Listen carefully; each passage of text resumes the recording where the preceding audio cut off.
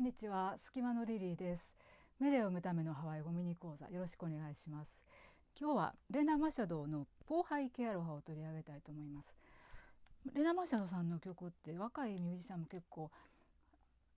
カバーしてたりするんですけれども、1903年生まれ、1974年に亡くなっていて、結構昔の世代の方なんですよね。そんな長く愛されているレナ・マシャドなんですけれど、ポーハイ・ケアロハの一番を少し見てみたいと思います。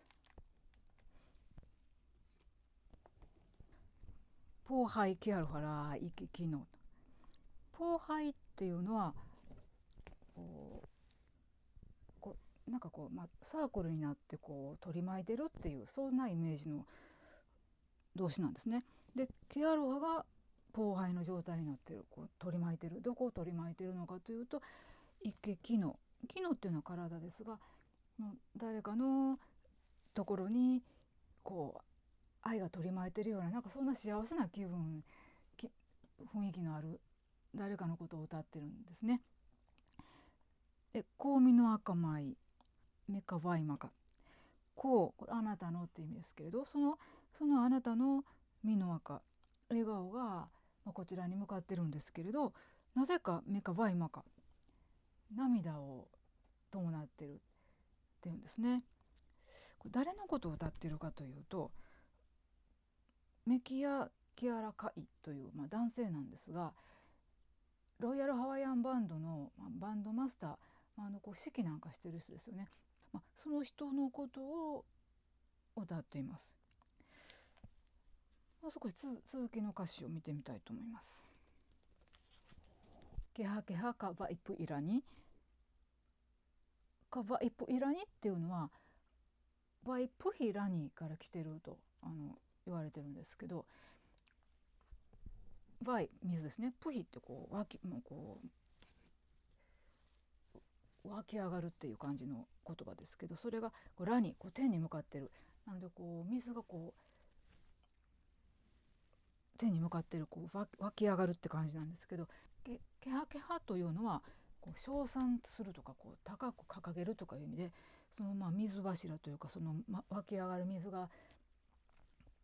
天に向かってる、そんな感じを表しているのがケハケハですね。でそうやって舞い上がった水が、落ちてきます。それがオプルアナイオウパパリナ、あなたのパパリナ頬を濡らすと。それであなたの目が涙目になってるというか、潤んでると。そして頬を濡らすんですねって、そういう歌なんです。で